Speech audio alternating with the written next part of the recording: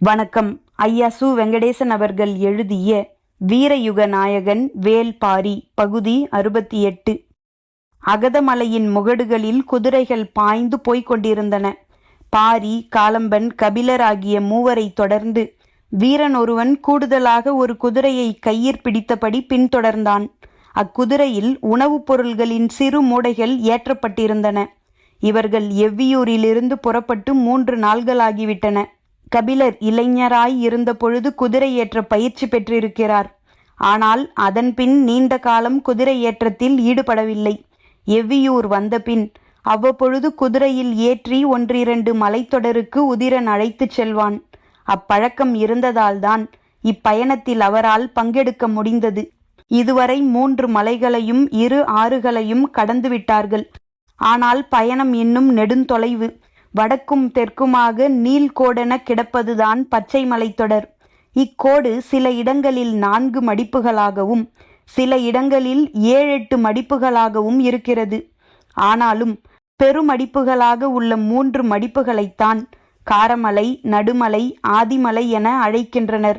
இம்மலைத்தொடரில் உள்ள முகடுகளும் துண்டிக்கப்பட்ட தனிக்குன்றுகளும் எண்ணிலடங்காதவை. இவற்றிற்கிடையில் வழிந்தோடும் ஆறுகளை கணக்கிட முடியாதுதான். ஆனாலும் பேராறுகளுக்கு பெயர் சூட்டியிருந்தனர். இந்நீள் மடிப்பு மலைத்தொடரின் வடவெல்லை முதல் தென்னெல்லை வரை இருப்பவர்கள்தாம் 14 வேளிர் குடியினர். இம்மலைத்தொடரின் சிறு பகுதியில்தான் பரம்பு நாடு இருக்கிறது.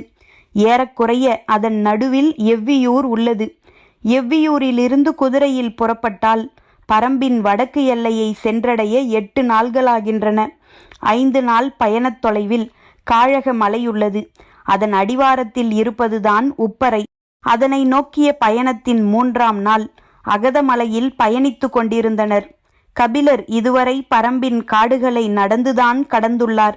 முதன்முறையாக அகல விரிந்து கிடக்கும் பெருங்காடுகளை மலைச்சரிவின் 2 பக்கமும் பார்த்தபடி விரைந்து கொண்டிருக்கிறார்.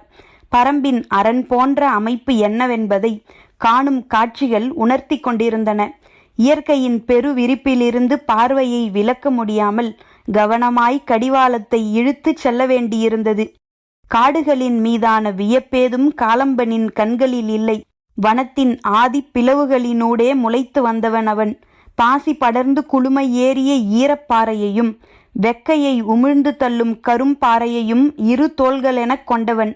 அவனது வியப்பெல்லாம் முன்னால் விரைந்து சென்று கொண்டிருக்கிற பாரி எவ்வடையாளங்களை பாதைகளாக்கி கடந்து கொண்டிருக்கிறான் என்பதுதான். குதிரைகள் இளைப்பாற சிற்றோடையின் அருகில் நின்றான் பாரி. ஓடையில் நீர் சிறுத்து ஓடிக்கொண்டிருந்தது. இவ்வாண்டு கோடையின் உக்கிரம் மிக கடுமையாக இருக்கும் என்று சொன்னபடி நீரினை அள்ளி பருகினான். அப்பொழுதுதான் குதிரையை விட்டு இறங்கிய கபிலர் இடுப்பில் கைகளை வைத்து முதுகை பின்புறமாக வளைத்து கொடுத்தபடி கேட்டார். கோடையின் கடுமை அதிகமாக இருக்குமென்றா சொல்கிறாய்? ஆம், நாம் உப்பரை சென்று திரும்புகையில் இவ்வோடை முற்றிலும் வற்றியிருக்கும். எப்படி அவ்வளவு உறுதியாகச் சொல்கிறாய்? கோடை தொடங்கிய முதல் மாதத்திலேயே நீர் சுரப்பு குறைந்துவிட்டது. இம்மாதத்தில் நீர் இழுத்தோட வேண்டும்.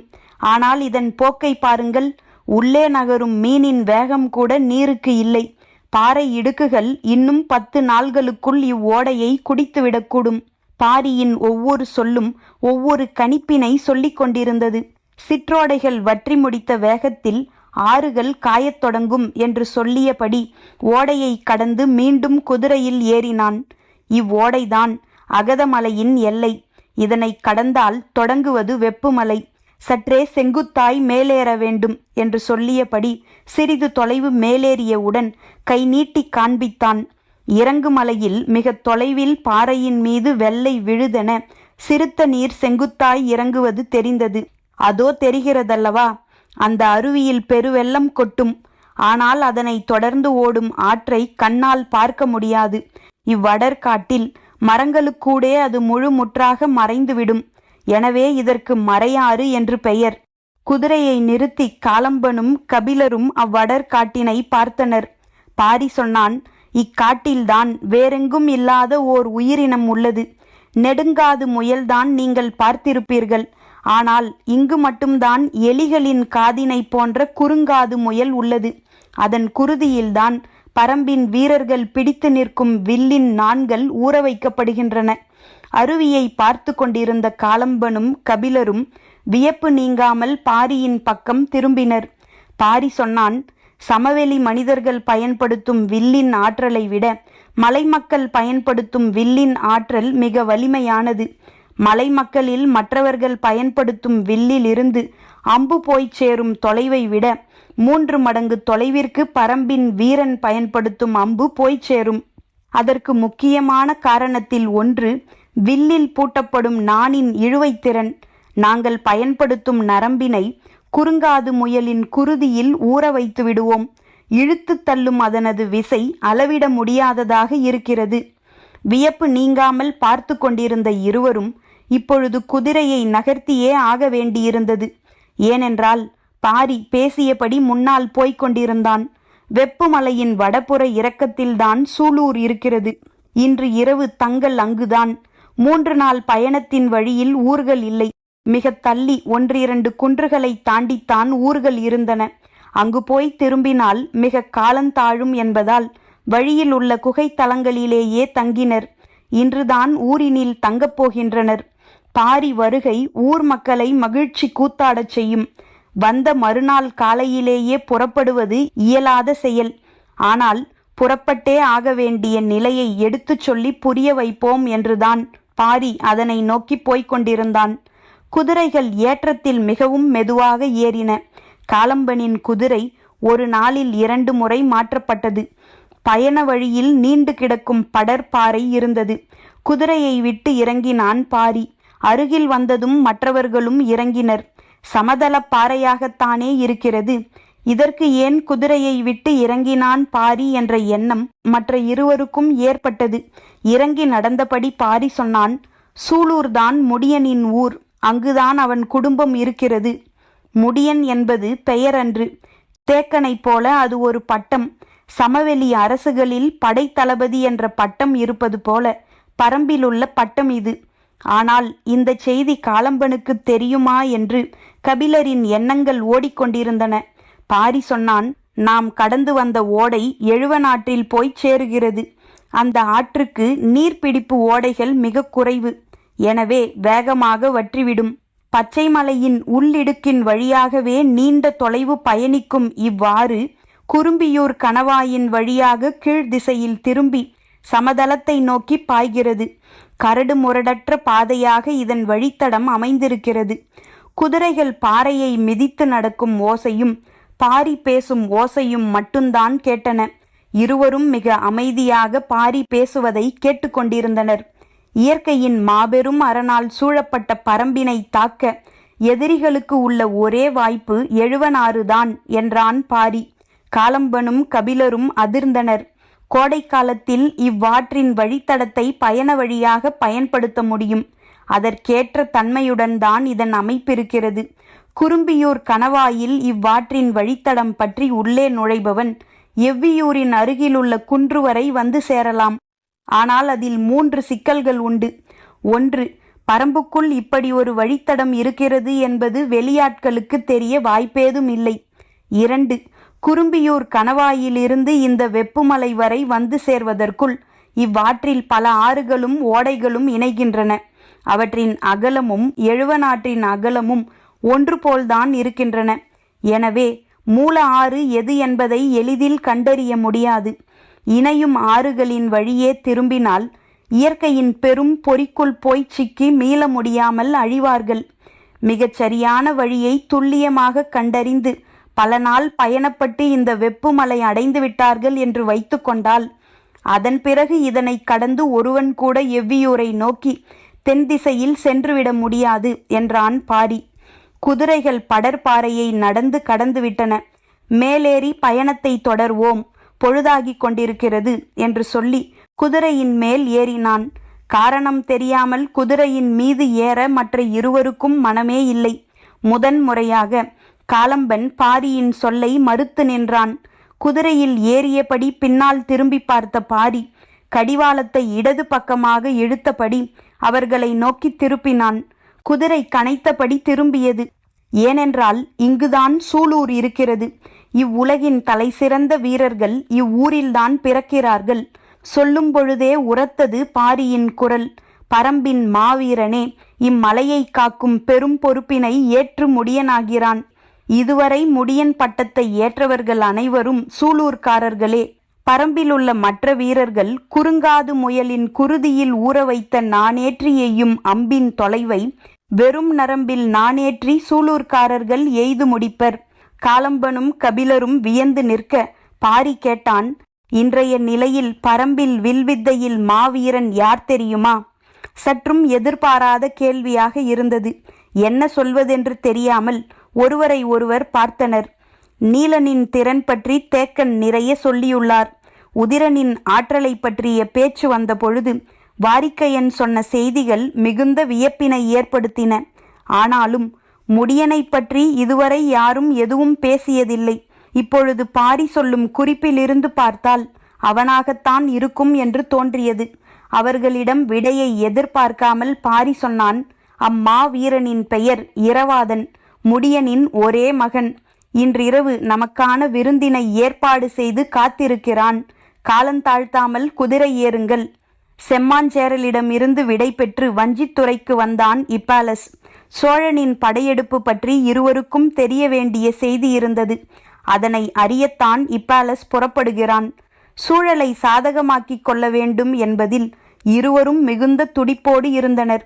சோழ படையெடுப்பின் காரணம் தெரியாவிட்டாலும் பரம்பின் மீதுதான் படையெடுக்கிறான் என்பதை அறிந்ததிலிருந்து உதியஞ்சேரலின் மனதுக்குள் மகிழ்ச்சி பொங்கியபடி இருந்தது.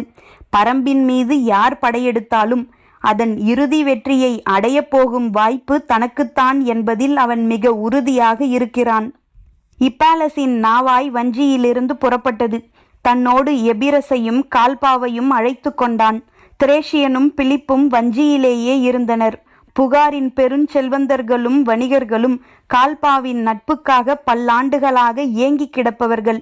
அவனுடைய நாவாய்கள்தாம் புகார் வணிகர்களின் செல்வங்களுக்கான வடிகாலாக இருந்தன. இப்பாலஸ் அதனால்தான் கால்பாவை உடன் அழைத்து கொண்டு புறப்பட்டான். உதியஞ்சேரலுக்கு நன்கு தெரியும், இப்பாலஸ் புகாரை அடையும் பொழுது செங்கணச் சோழனின் படை பரம்பு மலையின் அடிவாரத்தை சென்றடைந்திருக்கும் என. படை புறப்பட்டு விட்டது என வந்த ஒற்று செய்தியை படை ஆயத்தமாகிறது என்று மட்டும் இப்பாலசுக்கு சொன்னான் உதியஞ்சேரல். அப்படி இருந்தும் இப்பாலஸை அனுப்பி வைப்பதற்கு காரணம் இருக்கிறது. யவனர்களால் மட்டுமே அரசவையின் அனைத்து உண்மைகளையும் முழுமையாகவும் எளிதாகவும் அறிய முடியும். செங்கணச் சோழன் படையெடுப்பின் முழு நோக்கம் என்ன என்பதை அறிந்து கொள்ள திட்டமிட்டான் உதியஞ்சேரல். சூலூரிலிருந்து அதிகாலையிலேயே புறப்பட்டு விட்டனர். 5ஆம் நாள் மாலைக்குள் உப்பரையை அடைய வேண்டும். எனவே இன்றைய பயணத் தொலைவை சற்று கூடுதலாக திட்டமிட்டான் பாரி. மற்றவர்களுக்கும் அது புரிந்து கவனமாகவும் விரைவாகவும் செயல்பட்டனர். இன்றைய நாள் முழுவதும் கபிலருக்கு இரவாதனின் நினைவே இருந்தது. வில்லடியின் மாவீரன் என்று பாரி அவனை பற்றி சொன்ன சொல்லிலிருந்தே சிந்தனை அவனை சூழ ஆரம்பித்தது. நேற்றிரவு அவனை பார்த்த கணம் முதல் எண்ணங்கள் அவனை விட்டு விலகவில்லை. அவ்விளம் வீரனின் துடிப்பும் அவனது பேரன்பும் கபிலரை கிறங்க வைத்தன. குதிரைகள் விரைந்து கொண்டிருந்தன.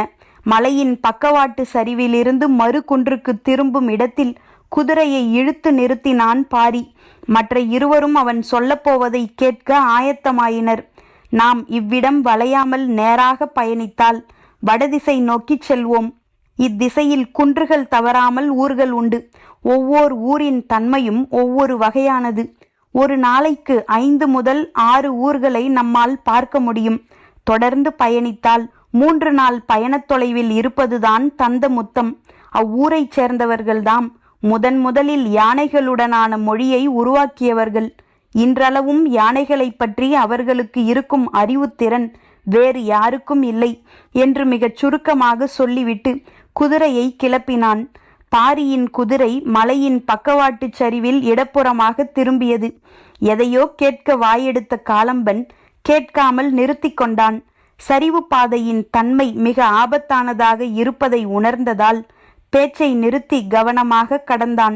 யானைகளை பற்றி பாரி சொல்லத் தொடங்கியதும் காலம்பனிடமிருந்து கேள்வி எழும் என்று கணித்தார் கபிலர். எழும் கேள்வியை கேட்கத் தொடங்கி நிறுத்திய காலம்பன் ஆபத்தான அவ்விடம் கடந்ததும் கேட்டான். உனது பயணத்தின் போக்கு எனக்கு இப்போது வரை புரியவில்லை. என்ன கேட்கிறான் என்று கபிலர் விழித்ததைப் போலவே பாரியும் திகைத்தான். காலம்பன் சொன்னான், எவ்வடையாளத்தை வைத்து உனது குதிரை போகிறது? எதனை பாதையென்று யூகித்து பயணிக்கிறாய்? புறப்பட்டதிலிருந்து நான் அதனைத்தான் உற்று கவனித்து வருகிறேன். உனது பயணப்பாதை எனக்கு பிடிபடவே இல்லை. ஆனால் எவ்விடமும் தயங்கி நிற்காமல் பயணித்தபடியே இருக்கிறாய் என்றான் காலம்பன். பாரி சொன்னான், மலையின் எல்லா பாதைகளையும் விலங்குகளே உருவாக்குகின்றன. நாங்கள் கடமான் உருவாக்கும் பாதையையே பயன்படுத்துவோம். முகடுகளின் வழியான நெடும் பயணத்துக்கு அதுவே ஏற்றது. ஆனால் அதிலும் சிக்கல்கள் உண்டு. கடமான் பாதை பாறை மடிப்புகளில் போய் சேர்ந்த பிறகு மீண்டும் எவ்விடமிருந்து தொடங்குகிறது என்பதை கண்டறிவது எளிதன்று. தொடங்கும் இடத்தை மிக கவனமாக கண்டறியாவிட்டால் எத்திசை போய் சேருவோம் என்பதே தெரியாது. அடர்காட்டுக்குள் போய் மாட்டிக்கொண்டு வெளியேற வழியின்றி நிற்போம். நேற்றைய பயணத்தின் பொழுது படர்பாறை வந்ததும் பாரி குதிரையை விட்டு ஏன் இறங்கினான் என்பது இப்பொழுதுதான் விளங்கியது. பாதை மீண்டும் தொடங்கும் இடத்தை கண்டறியவே இறங்கியுள்ளான் என்று காலம்பன் நினைத்து கொண்டிருக்கும் பொழுது கபிலர் கேட்டார், மண்ணில் அழுத்தமற்ற இவ்வகை பாதைகள் எளிதில் மறைந்துவிடும் ஆபத்து இல்லையா? கடமான் பாதை ஒரு பொழுதும் அழியாது.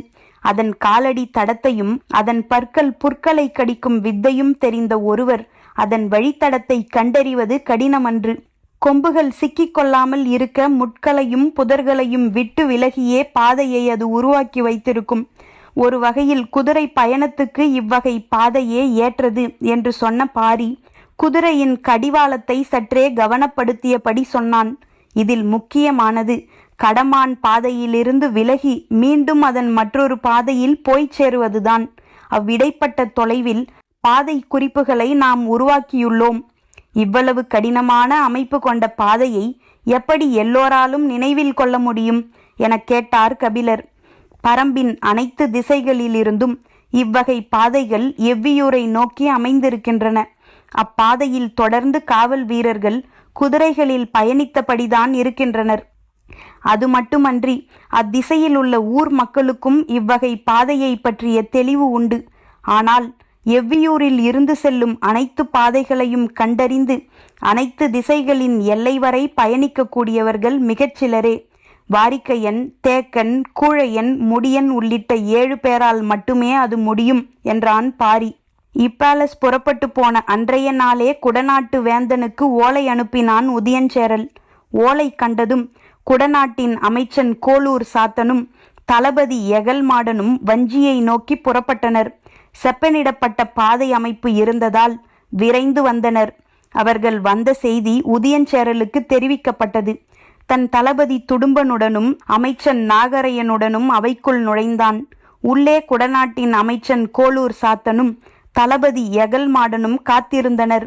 வழமையான மரியாதைகள் முடிந்தவுடன் உதியஞ்சேரல் சொன்னான், நாம் முன்பு திட்டமிட்டதைப் போல ஆளுக்கு ஒரு முனையிலிருந்து படை நடத்தி முன் செல்ல வேண்டாம். சூழல் நமக்கு மிகவும் சாதகமாக மாறியுள்ளது. பாண்டியனின் பெரும்படையும் சோழப்படையும் பரம்பினை தாக்க முற்பட்டுள்ளன. அத்தாக்குதல் தொடங்கும் செய்திக்காக நாம் காத்திருப்போம். அவர்களின் தாக்குதலை எதிர்கொள்வது பாரிக்கு எளிதன்று. அவனது முழுமையான ஆற்றல் பரம்பின் கிழக்கு வடகிழக்கு முனைகளில் குவிக்கப்படும். அந்த நேரத்தில் நம் 2 படைகளும் ஒரே முனையில் பரம்புக்குள் நுழைவோம். நமது பெருந்தாக்குதலை எதிர்கொள்ளும் ஆற்றல் பாரியிடம் இருக்க வாய்ப்பே இல்லை. ஏனெனில் அவனது படை வலிமை முழுவதும் அவ்விரு எதிரிகளை நோக்கி வெகு தொலைவுக்கு அப்பால் குவிக்கப்பட்டிருக்கும். அதன் பிறகு அவனால் வீரர்களை நம்மை நோக்கி எளிதில் நகர்த்தி வர முடியாது. எந்த பச்சை மலைத்தொடர் அவனுக்கு இதுநாள் வரை அரணாக இருந்ததோ அதே மலைத்தொடர்தான் அவன் விரைந்து வந்து சேர முடியாத பெருந்தடையாக இருக்கப் போகிறது. கிழக்கிலும் வடகிழக்கிலும் இருக்கும் தொலைவோடு ஒப்பிட்டால் சரிபாதி தொலைவிற்கு நாம் உள்ளே போனாலே போதும்.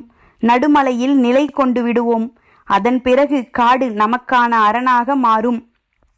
தாக்குதலின் திட்டத்தை உதியஞ்சேரல் விளக்கிய விதம் கேட்டுக்கொண்டிருந்தவர்களை உறைய வைத்தது. உதியஞ்சேரலின் மனதுக்குள் முழுமையாக போர் தொடங்கியிருந்தது. உப்பறையை அடைந்து 2 நாள்களாகிவிட்டன. ஆனாலும் கபிலர் இன்னும் வியப்பின் ஆழத்திற்குள்ளிருந்து மீளவில்லை. அவரால் எளிதில் நம்பக்கூடியதாக இது இல்லை. உப்பரை என்பது பச்சை மலைத்தொடரின் கருவறை என்றே சொல்லலாம். இங்கு பெரிய குளம் ஒன்று இருக்கிறது. எக்காலத்திலும் நீர் வற்றாத குளம் அது. இக்குளத்தின் நீர் உப்பேறி இருக்கும். இம்மண்ணிலும் உப்புத்தன்மை மிக அதிகமாக இருக்கும். குளம் நோக்கி இருவரையும் அழைத்து கொண்டு நடந்தான் பாரி. வடகோடியிலிருந்து தென்கோடி வரை நீண்டு கிடக்கும் இப்பச்சை மலைத்தொடர் முழுவதும் இருக்கும் விலங்குகள் ஆண்டு தவறாமல் இவ்விடத்துக்கு வந்துவிடுகின்றன. இவ்வுப்பு நீரை அருந்துவது மட்டுமன்றி இம்மண்ணையும் தின்கின்றன.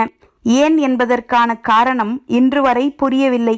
விலங்குகளின் நோய்க்கான மருந்தாக இம்மண் இருக்கிறதா, அல்லது ஈனும் காலத்தில் இம்மண்ணின் ஆற்றல் அதற்கு தேவைப்படுகிறதா என்று எதுவும் எங்களுக்கு தெரியவில்லை.